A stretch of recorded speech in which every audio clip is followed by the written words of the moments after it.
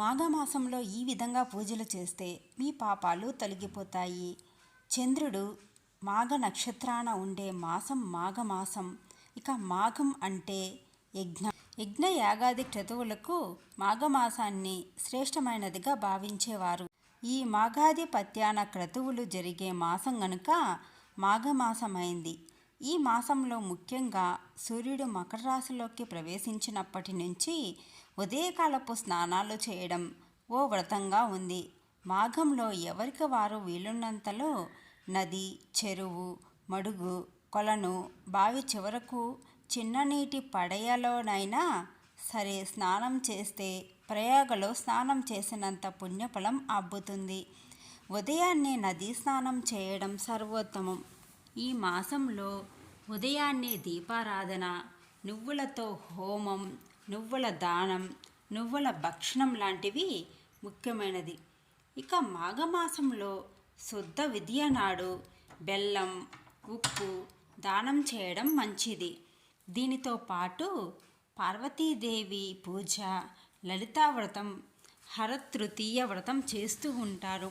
శుద్ధ చవితిన ఉమా పూజ, వరద గౌరీ పూజ, గణేష పూజ చేయడం, మల్ల పువ్వులతో శివపూజ చేయడం ఉంది. ఈ చవితి నాడు చేసే తిలదానానికి గొప్ప పుణ్యఫలం చెప్తారు. శుద్ధ పంచమిని శ్రీ పంచమి అని అంటారు. ఈ రోజున సరస్వతీదేవి పూజ చేయడం విశేష ఫలప్రదం. దీన్నే కొన్ని ప్రాంతాల్లో వసంత పంచమి, రతికా మదహనోత్సవం అనే పేరున జరుపుకుంటారు. శుద్ధ షష్ఠిని విశోక షష్ఠి అని, మందార షష్ఠి అని, కామ షష్ఠి, వరుణ షష్ఠి అని కూడా అంటారు. ఈ రోజున వరుణ దేవునికి ఎర్రచందనం, ఎర్రని వస్త్రాలు, ఎర్రని పుష్పాలు, ధూపదీపాలతో పూజించాలి. ఇక శుద్ధ సప్తమిని రథసప్తమి అని కూడా అంటారు. ఈ రోజున సూర్య జయంతిని జరుపుకుంటారు. రథసప్తమి వ్రతం ఎంతో విశేషమైనది. అష్టమి నాడు భీష్మాష్టమిని చేస్తారు. కురువృద్ధుడు భీష్మునికి తర్పణం విడవడం ఈనాటి ప్రధానాంశం. నవమి నాడు నందిని పూజ చేస్తూ ఉంటారు. దీన్నే మధ్య నవమి అని కూడా అంటారు. ఆ తర్వాత వచ్చే ఏకాదశిని జయ ఏకాదశి అని అంటారు. దీన్నే భీష్మ ఏకాదశి వ్రతం అని కూడా చెబుతారు.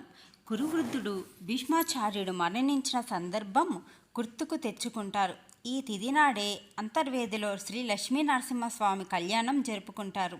ద్వాదశి నాడు వరాహ ద్వాదశి వ్రతం చేస్తారు. త్రయోదశి విశ్వకర్మ జయంతిగా పేరు పొందింది.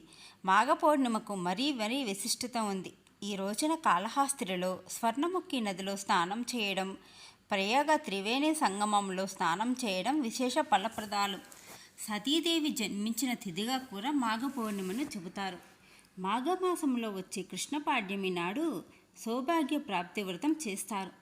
కృష్ణ సప్తమి నాడు సర్వాప్తి సప్తమి వ్రతం, సూర్యవ్రతాలు జరుగుతూ ఉంటాయి. అష్టమి నాడు మంగళావ్రతం చేస్తూ ఉంటారు. కృష్ణ ఏకాదశిని విజయ ఏకాదశిని, రామసేతు నిర్మాణం పూర్తి అయిన రోజున గుర్తు తెచ్చే తిథి అని చెబుతారు. కృష్ణ ద్వాదశి నాడు తిలద్వాదశి వ్రతం జరుపుకుంటారు. మాఘ కృష్ణ త్రయోదశిని ద్వాపర యుగాదిగా పేర్కొంటారు. మాఘ కృష్ణ చతుర్దశి నాడు మహాశివరాత్రి పర్వదినం వ్రతం జరుపుకుంటారు. మాఘమాసంలో చివరిదైన కృష్ణ అమావాస్య నాడు పితృశ్రాద్ధం చేయడం అధిక ఫలప్రదమని పెద్దలంటారు. ఇలా మాఘమాసంలో ఎన్నెన్నో వ్రతాలు, పర్వదినాలు వివిధ దేవతలను ఉద్దేశించి జరుపుకోవడం కనిపిస్తుంది.